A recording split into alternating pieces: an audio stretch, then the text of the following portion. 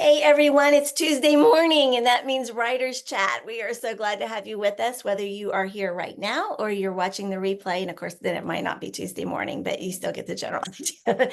My name is Johnny Alexander. I'm so glad to be here with my co-hosts, Brandy Bro, Norma Poor, and Melissa Stroh. And Melissa is going to introduce our very, very special guest. Hi, everybody. I'm so thrilled to get to introduce Bethany to you. I know most of you are already familiar with her. She's been one of our longtime co-hosts in the past and always a favorite guest to come back and see us. But for those who may be watching or with us today who haven't met Bethany yet, I'm going to go ahead and share her bio with you. So, Bethany Jett is an associate literary agent with the C.Y.L.E agency, as well as a multi-award winning author and a marketing strategist who earned top honors in her master's program, where she earned her MFA in communications, focusing on marketing and PR. Bethany is a military spouse and a military mama. She and her husband live outside of the DC area with their teenage sons and a not at all spoiled Pomeranian. Regarding acquisitions, you can see Bethany's submission guidelines for more information about what she's acquiring at bethanyjett.com/submissions, and we'll share that in the chat. So today, Bethany's going to be talking to us about leveraging the manuscript wish list for queries and publishing trends, and we're excited to hear about that. So I'll just hand it over to you and let you take it away. Okay, sounds good. I'm going to be sharing my screen and going through manuscript wish lists, how to find them and what they are. So I guess we could just start there. And if anyone's got questions, you can throw them in. And lovely host panel, feel free to chime in as well. Okay, so what is a manuscript wish list? It is basically what an agent or an editor is looking for. And many times, instead of just saying agents and editors, I might just say agents because that's what I am. And typically for traditional publishing, for the most part, you are going through an agent, although there are lots of houses that don't require an agent. So then you would be looking up an editor wish list. I'm thankful that there are both because as an agent, I'm always looking up wish lists for editors and trying to schedule calls with them. And like, this is I call it my book of secrets, my little bullet journal. So when I have calls, I am taking crazy notes with these publishing house editors to find out more specifically what they are looking for, because there's different editors at different houses and they acquire different things and they have different tastes. So I want to make sure that I'm sending the right manuscript to the right editor, because otherwise it could be a pass and then I've lost out on that house for that project. So it's super important for me as a querying writer. You want to make sure that you're sending to agents that are looking for what you're writing. And if you have several projects, you may not be sure which one that you want to query first. And so understanding how to kind of navigate a manuscript wish list can really help. So first, I want to say on Twitter/x.com, you can find a lot of wish lists on there because usually agents, but sometimes editors will use the hashtag MSWL. And anytime you see MSWL, that stands for manuscript wish list. And so a lot of times, I've done it, I know a lot of agents do it, if they hear something or they're like, okay, I actually want to look for this very specific type of project, they may update their website, but a lot of them will go to Twitter X and they will just post a tweet there. And so you can follow that hashtag MSWL. So you're constantly seeing updates in real time for what agents or editors are looking for. So that's kind of like a really good tip. And then you can also search for hashtag MSWL to kind of see what agents or editors are looking for. So I want to talk about that, but there is an actual website. So I'm going to share screen and kind of like walk you through. So this is manuscriptwishlist.com and it is free. I don't know if there's a paid thing on here, but what's really nice about it is that there are both agents and editors who have a page on this site. So for example, here's mine. And so I can go into my page and I can update, like right now I'm closed to unsolicited submissions. So I have that here, but people can find out more about what I'm looking for and what I'm not looking for. And that's called an anti-MSWL, which is also really helpful Because if you have a book that has certain, let's say, trigger warnings or content warnings and things, and an agent has said, I'm not looking for books that have that, then you would know, and then you can just not send it to them. And so that's helpful. I know some agents who have some very specific content warnings on their website and then in their query guidelines, and people will still send them things with that in there. And they very clearly said, don't send me anything. It's just going to be an automatic pass.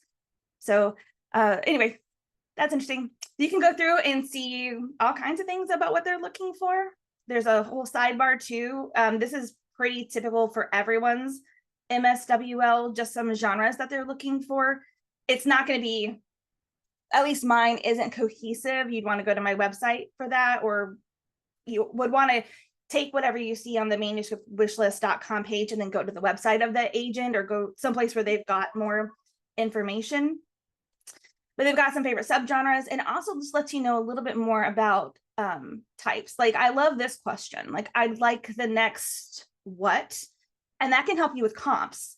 So if you know that you're writing a book and you know that this is the agent that you want, you can go through and you can say, okay, here's some of her favorite middle grade and YA fiction. So if you haven't heard of one of these books, this might be one that you go check out. You could add to your own comps if it works for that, or it might be a publisher that you're not familiar with who published this book. Or you could also then go find the agent who represented these books as you're looking for agents. So there's a lot of really great information that can come from this, not only for the project that you're intending to query, but even projects that you might want to query in the future. And I represent all different types of books. So I have like picture books on here, all these kinds of things. So there's a lot of information. And there's a little bit like fun facts. This is also good. It might help you find a connection piece when you're doing your query. You can always feel free to say when you're querying an agent, I saw on your manuscript wish list page that you something, you love The Office. That's what it says on the screen right now. You know, I do too. Like, that's just a tiny connection point. And it's not going to mean that the agent's going to say, yes, give me your book because you like The Office, but it does make it a little bit more friendly. And if you don't have any other way to kind of open, sometimes that can be an easy way to do that.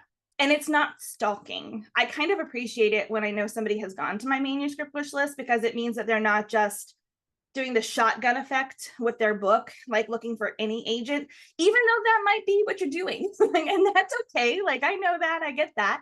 But it kind of tells me, okay, like they've actually done a little bit of research, and that does mean a little bit to me. It makes me, if I can't take the book, I already feel connected to the person a little bit, and I want to respond back in a more personal way to their query. I can't always, but it does lend me to want to do that because I know that they've put time into it too. And then it's got submission guidelines. A lot of them will have on here. And if you scroll down, you'll see like different social media sites or the website. What's interesting is that a lot of, I use Query Manager for all of my queries, so I don't have my email on here. Sometimes editors at different publishing houses will have their email on there, which is great, because then I can, if I don't have it, I'll grab that email. But sometimes they'll say only for agented submissions or agented submissions only. So they're still allowing everyone to see their manuscript wish list, even though you would have to have an agent send it in for you. So that's always something you want to scroll all the way to the bottom when you're looking through here. If you've got a spreadsheet that you're using for how you're processing your queries or keeping track of them, those are things that you're going to want to make a note of. Like, do they accept agented submissions only, or do they also accept unagented submissions? But I'm an agent, so I don't have that listed on here. The next thing I was going to show you, I didn't see any questions come in, but let me know if I missed any. I don't see any.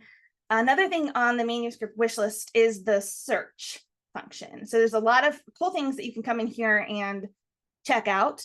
But I went into the search and I already clicked. So I got this page set up beforehand. So I went to the search, I clicked Bible studies, because I figured there's probably a lot of people in Writer's Chat who may be writing Bible studies or even looking for an agent who might be open to that type of project. But there's so many things that you can check if you want to kind of narrow your search. So then I drop down, and then here are some, I think they're all agents in here who are actively looking for Bible studies. So, and this can really help too. So this just gives you a tiny little like snippet of what they're looking for. And then you can click on like I know Christy, let's go to Christy's. So here's hers. You can favorite if you want to. And then here's her bio. And just like on mine, she's got her submission guidelines. Hers is much, much shorter. So she just kind of wants you to go to the website, but then she's got some more information over here. So you can just see how differently different agents use this site. And really the idea is you always want to go back to the original website for the agency or for the agent, because this may or may not be updated the most. Like they really ask us to keep this updated, so we try to, but the website is probably going to be the most updated site. And then a lot of agents will use Twitter. I know it's called X, but it just feels weird to say X. So but they'll use Twitter, and like you'll see sometimes in their bio, you'll see them put like open to queries, closed to queries. Sometimes it'll say updates only, and that means they're using this account specifically for updates with the agenting. They're not really using it for anything else. And so a lot of times you'll see them talk about how far they are into their query manager, how many queries they have left, how many fulls they've asked for that they're looking for. And it's just a way, if the agent that you're querying is on Twitter and they're active, it's kind of a way for you to keep up to date with what's going on, because it takes so long to hear back. I just hit the 90-day mark on several queries, which is like the one thing I always want to get it done before that. But Query Manager has a warning where you can set it. So I have it set at like 90 and then I'm 120 days. And so I get like a red mark on my end if I've let it go past that, kind of like a little warning bell. And that's like, oh, I need to go back and like answer those. And, so it can take a long time. So I have a couple other things, but do we want to talk about manuscriptwishlist.com or just keep going? I had a question. Do editors use MSWL for articles, or is it just for books? Probably just for books, but you would maybe want to check their, I don't know, like when you say articles, you mean magazine editors? Yeah, magazine editors and periodicals. I don't know. Like that. Yeah. But you've not seen that, obviously, when you've been going through, you haven't seen. No, but I've never looked. Okay. I never checked that. But you can do a keyword search on there. So you could search for articles, or you could search for the magazine name, and it would pop up. Or if you know like the editor who works at a magazine, you could see if they have one. Yeah. I wish more editors did. Yeah, it's looks like a really good website. That was pretty cool to see. Yeah, there's a couple other places where you can go to find these as well. Yeah. Yeah, let me share. Okay, so the next place that you can go to is the actual publisher website. So I'm gonna open up Simon & Schuster. They are one of the big 5 houses. And this page is super helpful for me. Sometimes some of the editors, and I'm not saying just the S&S editors, but sometimes editors will send like a newsletter out to agents, and it'll have like a more updated MSWL for them. Like maybe they won't have it on here. Sometimes these can be pretty generic, and I don't know how often they're updated. So sometimes you'll see things in here, and I'll reach out to a new editor and I'll say, yeah, I saw this book, or I saw that you were interested in this. And sometimes they're like, oh, we're full of that. Or actually I've moved. I've had a few editors when I was getting started say, well, I was acquiring that, but I'm not really acquiring that anymore. Or I only do that for like XYZ type of clients. And it's like, oh, so knowing what the editors are looking for is super helpful. So this is a site that anybody can access, because when you're querying an agent, because Simon & Schuster you need an agent to submit to them. When you're going to query an agent, it's very helpful if you can say, my book would be a great fit for these imprints and these houses. It's something that the agent's gonna already kind of have in their head anyway, but you coming to the table and saying, it's gonna be a great fit for Atria, or it's going to be a great fit for Little Simon. Like, oh, okay. Like, I know that you kind of understand the landscape of what that imprint is specifically looking for. So I think this is editors.Simon & Schuster. I'm not sure, but you can find it in the menu bar. So they have it broken down by category. So again, you can choose the ones that you're interested in or the ones that you're writing. And then here's all their imprints. So like the one thing, I have this massive spreadsheet where the genres that I acquire, I try to keep track of like the houses, so Simon and Schuster, and then all the imprints that I'm working within, and then I have all the editors that I'm working with within those imprints, and it's a lot. So if you have an agent, just send them like a high five.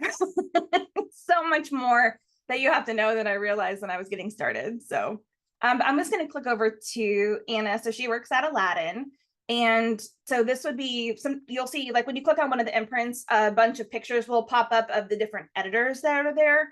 And then I went from there and clicked on Anna's. So what I liked about her bio is she's got a small bio, but mostly she's kind of giving you an MSWL. So I hope it's easy to read on here, but she tells you what she's looking for: action and adventure, light or epic fantasy, science fiction, suspenseful mystery and thriller, survival stories, light horror. And I've got a middle grade horror, which I would consider light horror.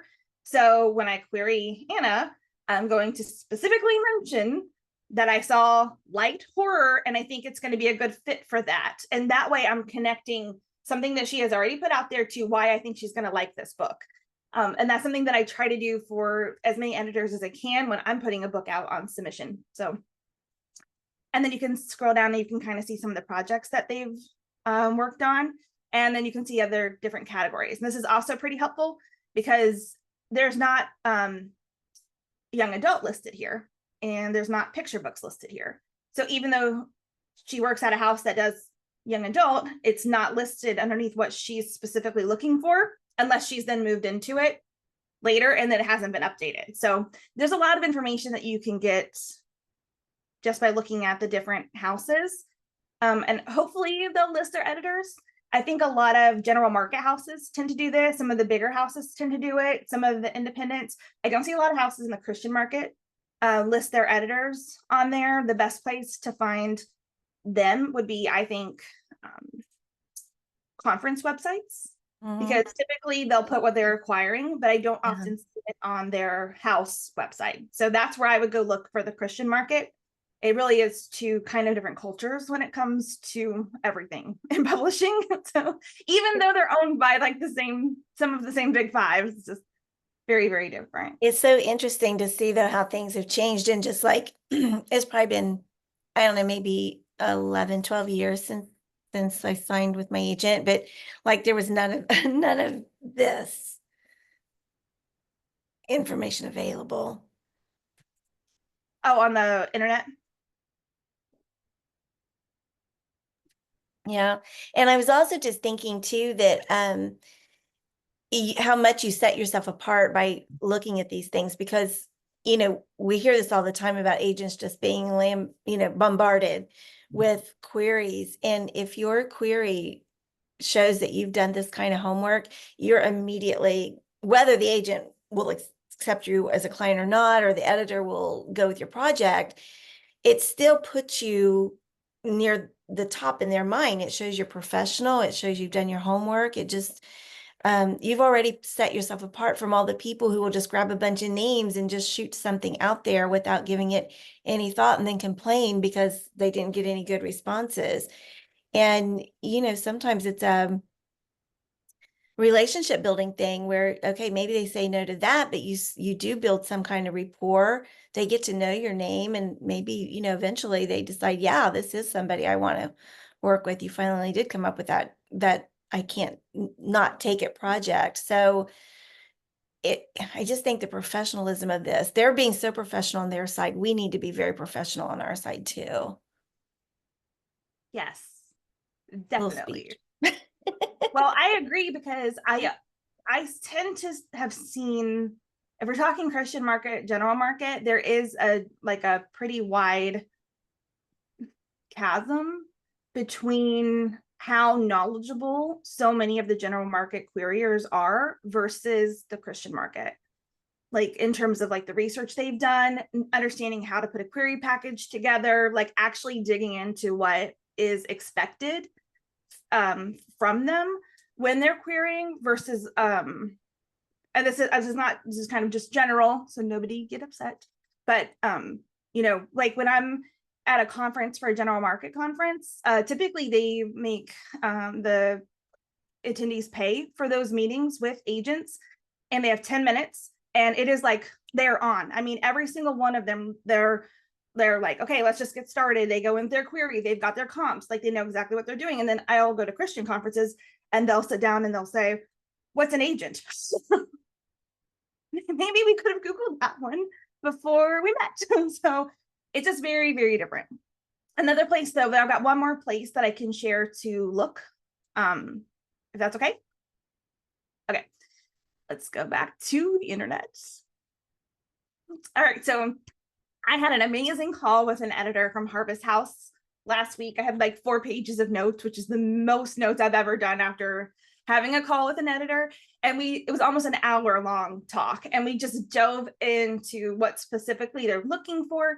And the reason why it's so important to understand the houses as a writer is because every house knows their audience. They know what they're good at selling.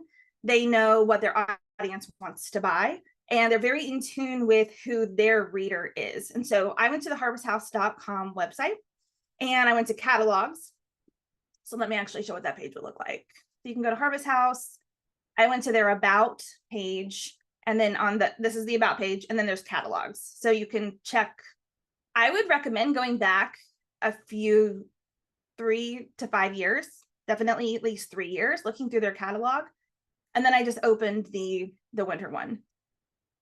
And so you can just scroll down and you can kind of, what is lovely about the catalog is you get a chance to see into some of the art. So if you're looking for picture books, it kind of gives you an idea of the types of books that they're doing. And then like what I love here, there's so much information that you can glean from a catalog, like even their categories, like these are the types of things that the Harvest House is very specifically looking for. And so if I've got clients who fit in with this type of category, then Harvest House might be a good fit for them. Because sometimes they'll have, sometimes a publisher will have like devotionals, for example, like on their website because they have some best-selling devotionals. But there are a few houses that aren't doing devotionals anymore, even though there are devotionals on the front page of their websites, because those are selling well, but they're not continuing to do them. So the way to know, like, is this something that they're actively still acquiring, would be to go check out the catalog, because these are books that this is a catalog that they're sending out to the booksellers. So that's what this is for. It's so that bookstores can start getting some of these books. It's distribution, basically. This is like the distribution arm of the publishing house. So there's a lot of really good information. And then you can see the books that are upcoming. So I've talked about Publishers Marketplace in past episodes on here. It does cost $25 a month to have a subscription, which some people will pay for, 1 or 2 months and then get out of it. But what Publishers Marketplace does is a place where an agent or an editor can submit their deal. So once a contract has been signed, which takes forever, like I have books under contract right now and I can't wait to be able to do these Publishers Marketplace deals, but you have to wait so long.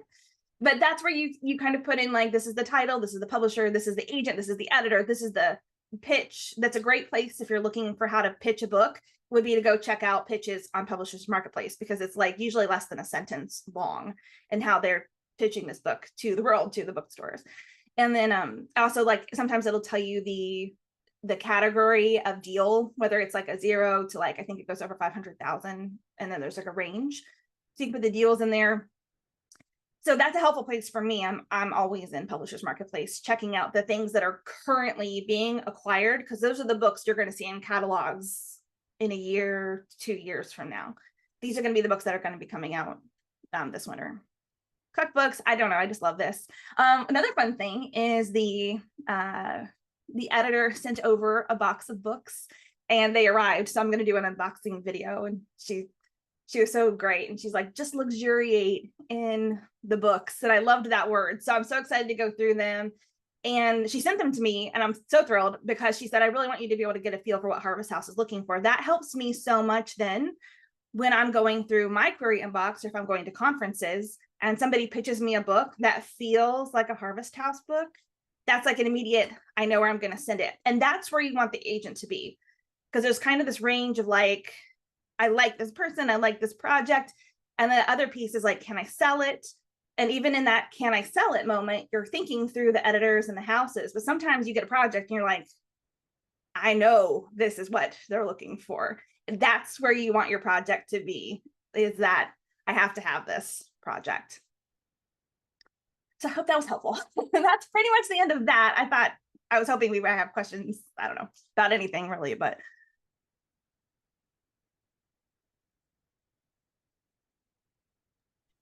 You're muted, Johnny. I said so much. Nobody heard me. So let me try again. I'm so sorry. Okay, what I said, I think, was that we can bring people on to ask questions because Bethany is very knowledgeable in the industry. And yes, this focus of this episode is manuscript wish list, but I know she does not mind answering questions about agenting, about, publishing, about marketing. She's very skilled at that. So yes, people, please come on, and we'll just spend the next half hour letting you ask questions and seeing what you want to talk about. And this will be great. And Bethany, thank you for sharing all those websites. I did not even know those existed. I mean, so it's wonderful to see how they work, and and just to see all the information that's there on those. So yay, thanks for coming on, everyone who has, and feel free to do so. Does anyone have a question that they want to ask? And it does not have to be about manuscript wish list. It can be anything publishing related. I do. Hi, Bethany. I wanted to ask, because I know a lot of websites are not getting updated as often, and you did mention that sometimes they aren't getting updated. So how do you know for sure that that's still what they're looking for? Or, how do you go about, I saw this on a website. Is this still, can you ask that? Is this still something you're looking for? Or like, how do you filter all that out? So I guess there's two ways to answer that. You don't know if it's been updated. So I think that's why a lot of people will follow agents over on Twitter, X, but not all agents or editors are over there. So sometimes you just don't know. Sometimes the editor is even no longer at the house and they're still on the website. So that's something too. I think if you're that's why Publishers Marketplace is like a really smart investment, because you can see like the deal date and what they've acquired. And so that's how I know they're still actively looking for these types of things. So like when I find an editor on there and they are open to middle grade, but they only have one middle grade project and the rest are YA, that middle grade may have been an outlier. Like I don't know why they picked up that middle grade project, but they're probably not the best editor for a middle grade project, which I can ask them when I send them, if they're the only editor there that I can send to, which I don't know why that would be the situation, but like just hypothetically, I could say, like, I saw that you acquired this middle grade project on Publishers Marketplace, congrats. I usually say like, congrats. And, but I wasn't sure if you're still open to middle grade. If not, is there another editor there that I could send to? Like, so I try to offer that as an option for them to tell me who else I could send it to there. And that way that project doesn't get stuck with that editor, or they may come back and say, yes, I'm open to middle grade now. That's why following agents who have newsletters, which is something else that I wanted to mention, is a good thing. So if an agent has a newsletter either on Substack or on their website, that might be a good thing to follow, because a lot of times they'll send out information about what they're seeing in the industry, or they'll share that over on Twitter, particularly in the general market. And so like those are also good things to see and to know. But Publishers Marketplace is very, very valuable. Even if you just like, if you're getting ready to query, that might be a good thing to go in there and see which, because you can see all the agents too and their deals as well. The problem is you don't know what deals are out there right now that haven't been finalized yet. So like there's so much that is still in the waiting. It could take forever to do that, but it's very, very helpful, especially if they're established for a long time and they've got a longer history to see. But you can always ask when you query. You could say, I saw this, I'm hoping you're still open to it. And then you can also ask too, the same way that I ask editors, if there's another editor, you could say, if you're not open to this, is there a different agent at the agency that you think would be a good fit? Or if you've already researched them, you could say, I know so-and-so is open to this as well, but I wanted to send to you because, and give a reason, but if you're not open to this anymore, would you let me know so I could send it to so-and-so? Because for agency, sometimes a no from one is a no from all. So you can, like, you can't query anybody else once they've said no. Okay. That was a long answer. I appreciate it. I have a question. So I am with the publisher, but I like to stay up to date on stuff. Mhm.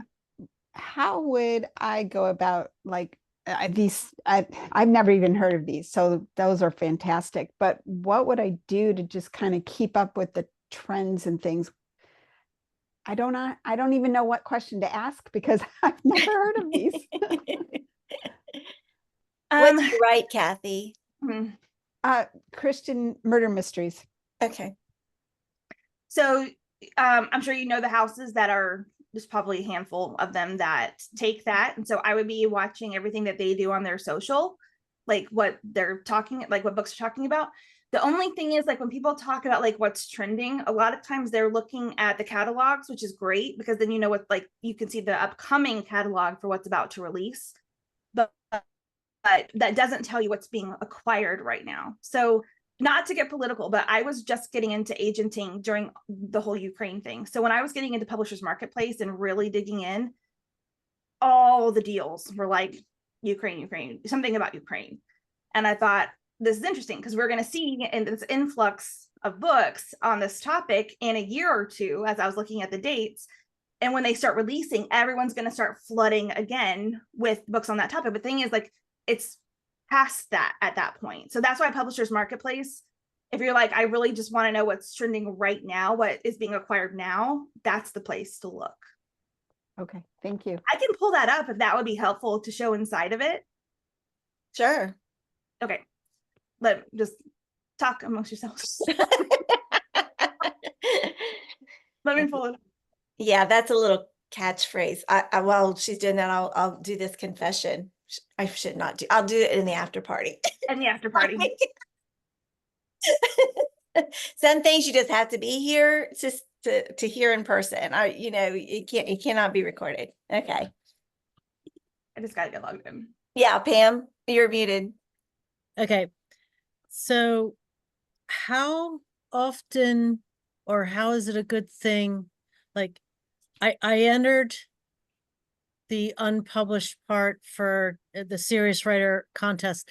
Do you ever find people, clients that way? Is that a good way to, I don't know, kind of get yourself out there? Certain contests like Serious Writer is a good one, or like ACFW. And I know Realm Makers, that's whoever's looking for spec and all like that. I'm just not sure because some of the contests I've entered, they don't even give you like feedback or notes or anything. And sometimes I would like that. But do you ever find clients that way or get somebody that's interesting? I And personally haven't, but what I do like to see when queries come in is kind of like in the bio area, if they have awards on there, it's kind of like, okay, like this person's been writing a little bit, or it gives a little bit of not social proof, but it does give a little bit of like, okay, this beat out a whole bunch of other projects. Mm-hmm. And so that is in the back of my mind. The thing with contests, and you'll hear Kyle say this too, like entering contests, I think, is so good because it gives validation as the writer. When I would enter contests, like, it was so validating to me. It does give me a little bit of insight into the person when they're querying. It doesn't indicate that I'm going to make an offer. And I think sometimes people equate winning the contest with I'm going to get a book deal, or if they win a lot of contests, they're not sure why they're not getting a book deal. And it's like, right. Well, maybe so then if you are winning a lot with like a specific project, but nobody's picking it up, it does give you some information. Like, is it my query? Is the market not right? Is the writing good, but no one's buying? Like, it can kind of give you a little bit of information like that. So Yeah. contests are really good for a lot of reasons. That's why we do them. And it gives you a lot of, for books that are already published, it gives you a chance to promote them again, which is always hard to do. So that's when, on the marketing side, one reason why we do the contest the way we do them. But as far as like getting an agent, sometimes it can. I've heard of this happening, but I think it's a small percentage. I have heard of agents who they'll read an article. This might be more in the nonfiction space though. They'll read an article that somebody has published and then they'll reach out because they're like, okay, that was really good. And now I think there's a book here. So they'll reach out and see, do they have an idea for a book based on that? I have seen one editor I know or agent who just signed somebody that way, but it's not the typical. Okay, so let me share screen again.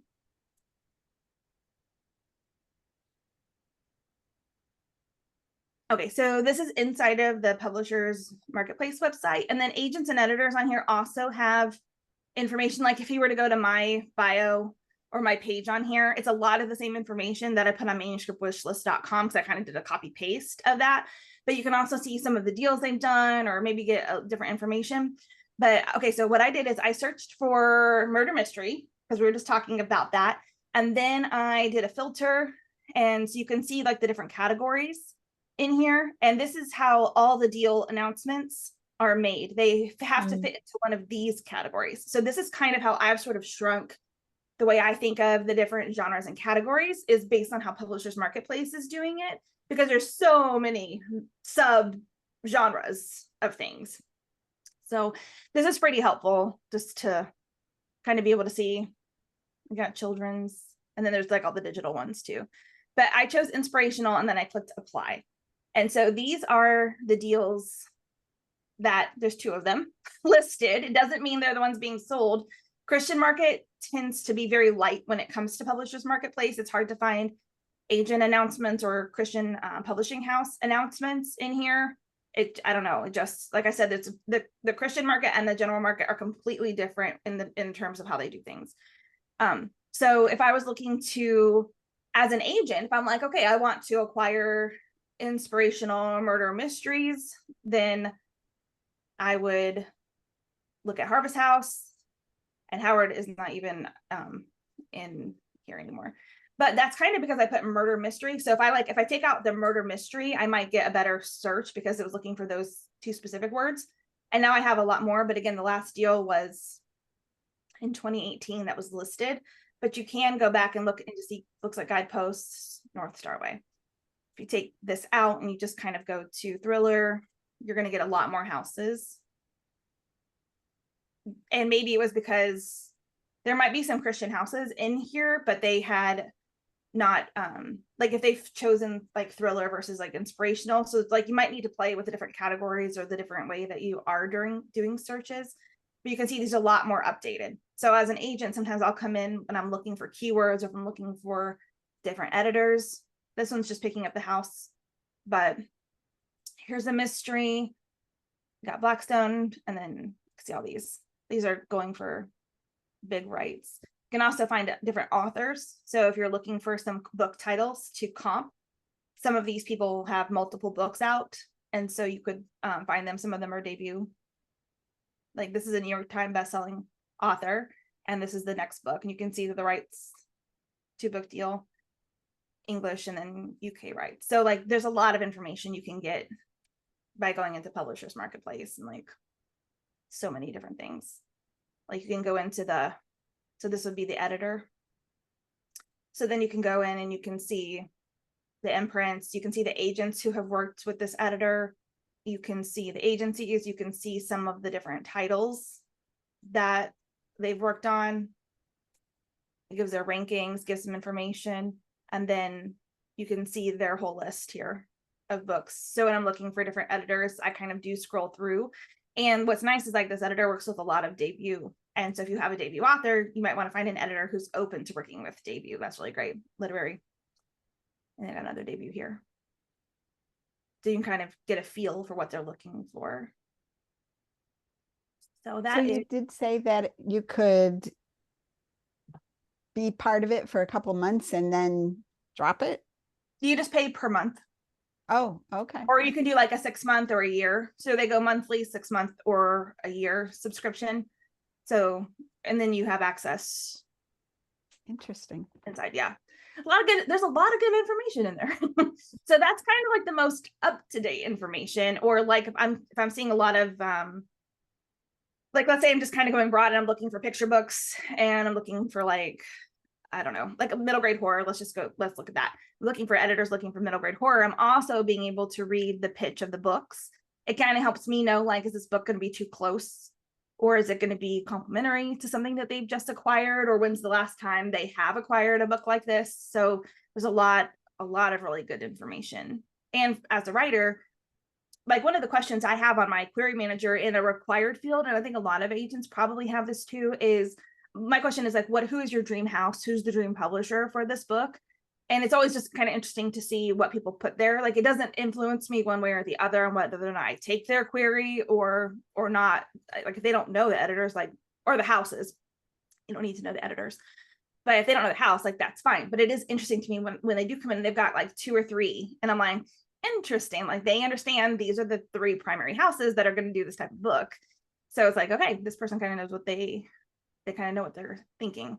And also helps too, like when you're querying, even at a conference, you know, somebody will bring a project and I'm looking at the project, and one of my questions is, if it's a good project, I'm thinking, where can I sell it? And in the Christian market, there's only a handful of houses. It's like there's a lot more in the general market than there's the Christian market. And like even devotionals, not every publisher does devotionals, and not every publisher does the same number of days in a devotional, because you've got like 30, 40, 90, 52 weeks, 365 days, and some of them specialize in those. So like it limits where I think I can sell the project. So it's helpful when the writer comes in and says, I have this devotional idea. It could be a 30 or a 90 day. Here's the pitches for both. These are the houses. Like, oh, okay, and then it lets me dive in too on my end to go see, okay, are they still acquiring these things? And I can go back and I can look up in Publishers Marketplace, like, is this book going to fit there? Do they have one that's coming out in 2 years? Because a lot of the books in Publishers Marketplace, the deal date like was like July 9th, 2024 was like the last one that we saw on here. And it actually, that one doesn't even have a date where it's going to release, but they normally will tell you like when the book is going to come out. And sometimes it's 25, sometimes it's 26. I'm under contract for a picture book right now with a Penguin House that isn't releasing until 2027. It's because they've just got so many. So like, you know, it kind of gives you an idea of how far they're kind of going in the future when the books will be published. All right, we kind of touched on this a little bit, but as far as, you know, doing homework and being prepared and all that, but I'm not going to out the person in the who said this in the chat, but somebody said, I don't think I'm the kind of author an agent is looking for. So I'm not actively looking for an agent right now. And so what advice would you give an individual who feels that way, that maybe she's just not the right kind of author? How do you become the right kind of author beyond doing homework like we've already talked about? Well, I think it depends on like the genre, and probably sales history is a big thing. Like once you've published books in a certain genre, those book sales count for the genre. So that is something that I have to look at to see. And again, Christian market, general market, they weigh marketing in very different terms. So in the general market, well, nonfiction everywhere has to have a lot of platform. What they consider to be platform is different kind of for both, though. And the numbers that they're going to want to see and the following they're going to want to see. Kyle, this last week was at Killer Nashville. Kyle Young owns the agency that I'm with. Many of you know him. And but he was he did several meetings with Christian editors, and they were talking about marketing a platform. And something he said, it was almost like this light bulb went off when he was telling me about the conversations. And that the reason that in Christian publishing, you're going to see a need for platform no matter what the genre is. This isn't the light bulb moment, that's coming. And the Christian platform is kind of needed for picture books. It's needed for middle grade YA. You need it for fiction. And yet in the general market, you're going to need it for nonfiction, but on the picture book side, on the middle grade and YA, a lot of editors aren't really asking for that information. Like they don't even, I send it to them, but like it's weird in the general market that I'm sending them a proposal for a fiction project. But that's what you grow up doing in the Christian market. Everything has a proposal. In the general market, it doesn't, but I do it anyway. So I'm kind of an outlier there. That's one thing I talk to the editors about. Like, does this annoy you when I send all this information over? And a lot of them actually like to have it in 2 separate pieces. Give me the manuscript because that's what they want, and then send the proposal as like a separate document. So there you go. But they don't care as much. In the Christian market, they do. And here was the light bulb moment. one of the reasons, probably the big reason why the Christian market needs platform for all of them is because they don't have the bookstores, because they shut down. There's not many, if any, Christian bookstores. You've lost them. Whereas you've got Barnes & Noble, you've got Walmart, Target, but if you go into any of them, the Christian section is like this big. And it, at least at mine, the Christian section is as big as one section of the middle, the YA. The YA fantasy is like spans a huge portion of my Barnes & Noble. The Christian section is like one longer one and then a half shelf, and that's it. And in that section, you not only have fiction, nonfiction, devotionals, Bible studies, Bibles, gift things, some kid stuff. So every category has been smudged into this one tiny section. And most of them are bestsellers, or they are from the bigger houses where they're going to like try to stick one in there. So it's very hard to find books that have been out for a while there and to find any new people there. And so that was a light bulb moment for me. I had not equated the bookstore distribution as to why the Christian market seems to be so obsessed with the platform, but they have to have it in order to survive because the bookstores aren't there and they don't get a lot of shelf space at any of the retailers. So if you're writing in the Christian market, you have got to understand that like that's why the marketing is so important there. Whereas you will hear editors on the other side or agents and editors in the general market for fiction, they will fight you on that, of course. But then the caveat is if your book doesn't sell a lot, you're probably not getting a second deal either way. But it's really so important up front. So that's just something to keep in mind. Like the authors that agents want to work with, like having a really great idea, being able to work well together, like that's a kind of a big thing. But if you don't think you're the author agents want to work with, I'm wondering if it has to do with sales numbers of a previous book. And depending on which market you're in, that does matter a little bit, but it doesn't mean you can't keep writing. It means like you would need to have the next fresh idea, maybe in a different genre, or sell a lot of those copies, or be willing to go with a smaller house. So there's lots of things you can do. I don't know that I wouldn't have anybody count themselves out unless they just don't want to do traditional publishing. Because it's not a game, but it is a lot of strategy and it's not easy. Yeah. Yeah. Sophia, I'm going to ask you hold on just a moment and go back to a question we had about devotionals really quick so I don't forget it. Bethany, regarding devotionals, what is the most powerful number of days in your opinion? 30, 60, 90? I don't know about powerful. It always to me goes back to the house. So like if you're doing a 365-day devotional, the devotions are 200 words. That includes the prayer, like 150 to 200 words. So if you can write really tight and it's a topic that's like a very easy gift book for people to pick up, then that would be the one that's strongest for you.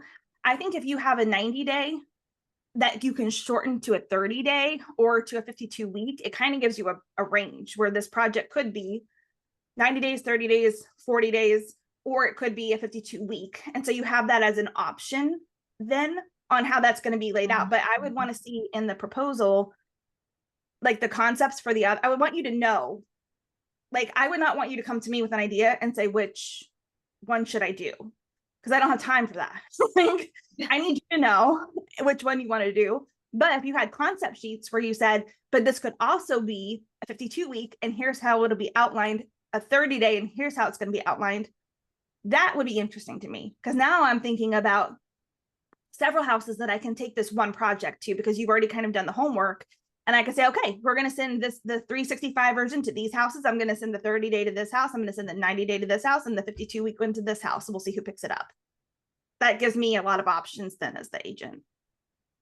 But I would have one idea. I would go in with one proposal for one specific, especially if you know what house you want it to go to. Yeah, that's a great idea, is to be able to have more and then be able to shrink it. So, Sophia? Yeah.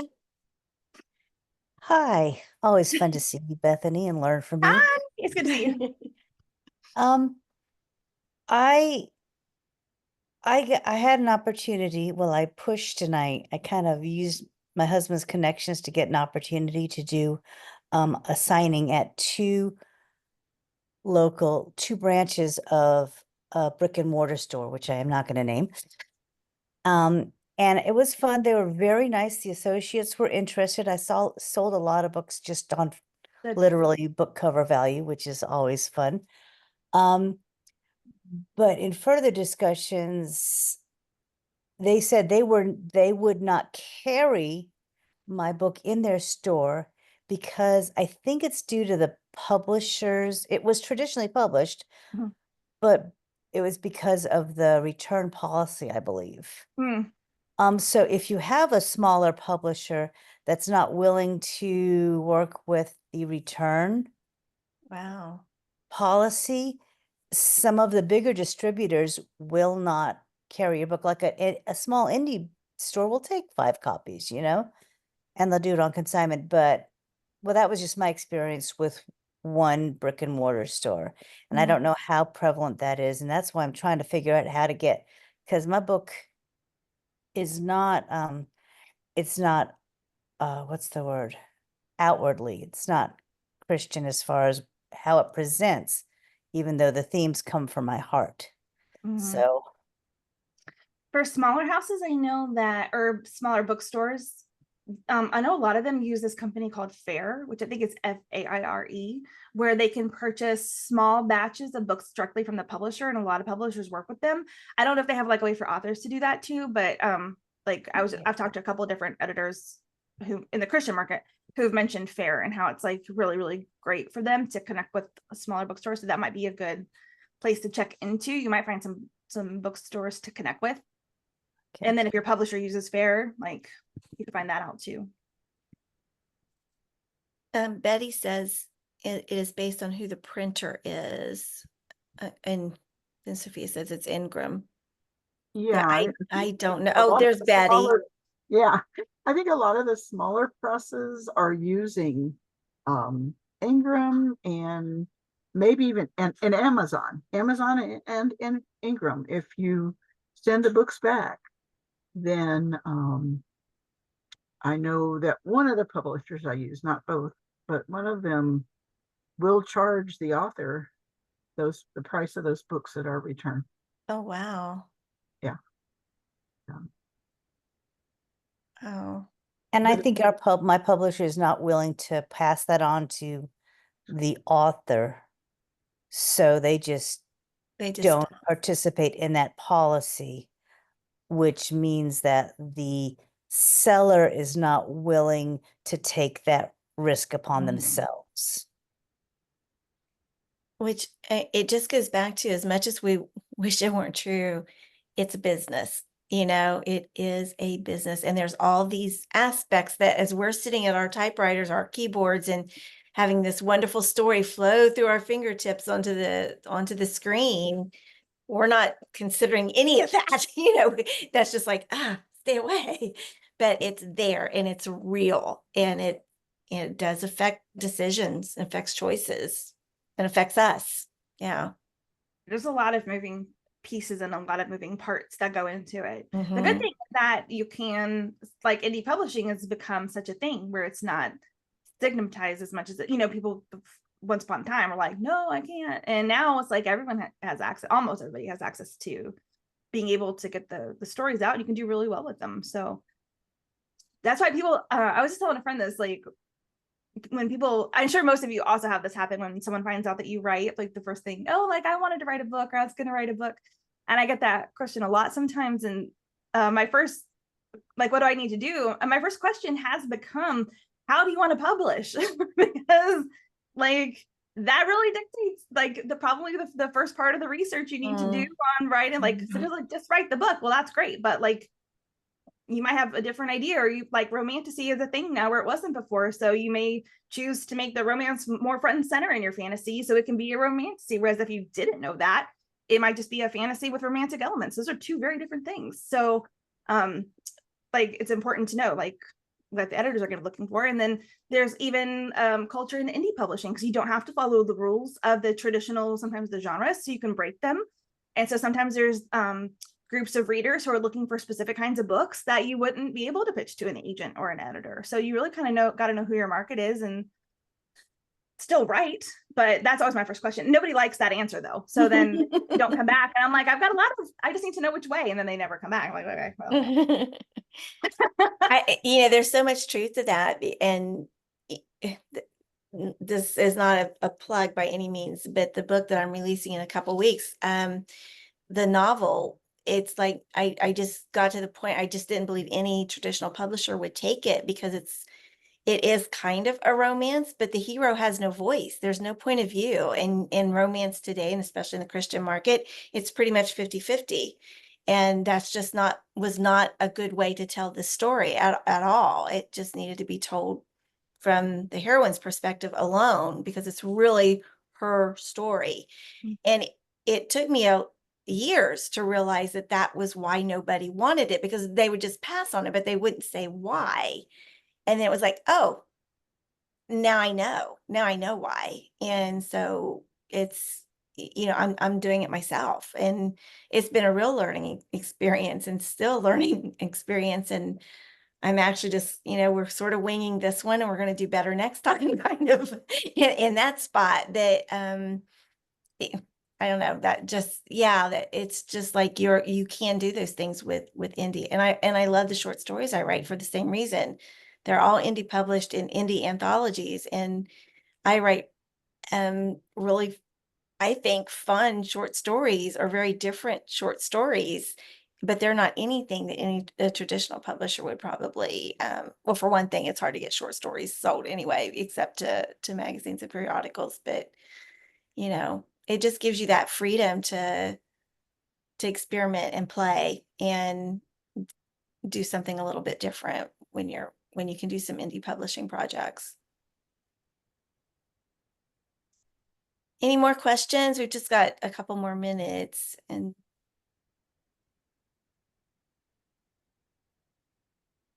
any last words, Bethany? Well, we'll be in North Carolina next Yes. week for the intensive, which I'm very excited about. We're going to deep dive into everything. So that'll be fun. Yeah, I'm looking forward to that too. I get to be there. Norma's going to be there. Oh, I was there last year. I'm missing it this year though, because I'll be at Virginia Tech with my brother tailgating. It's the 50th Fun. anniversary of their marching band, so Oh, fun. he's got a pig roast going on, and I'm like, same weekend. I want to do both. Well, we will miss you. I wish you would be there just so that we could meet in person. I know, right? That'd be fun. We will Yeah. someday. Someday. All right. Well, I guess that's it. We will be back again next week. We will be doing Writers Chat Unplugged, which we do, often on throughout the year. So it will not be recorded. So if you want to know what's going on, you do need to be with us Tuesday morning, 11 o'clock Eastern. You know the drill. Go around the globe to find your time zone, to be with us for that, and just giving you an opportunity to talk about whatever you want to talk about without it being recorded. So it just gives us that freedom to share our joys and our heartaches and support one another. Bethany, thank you so much for being with us. It's always good to have you here. Really appreciate. Stick around. We will have a short after party, but we will have one. So we'll see you all next week on Writers Chat. Bye-bye, everybody.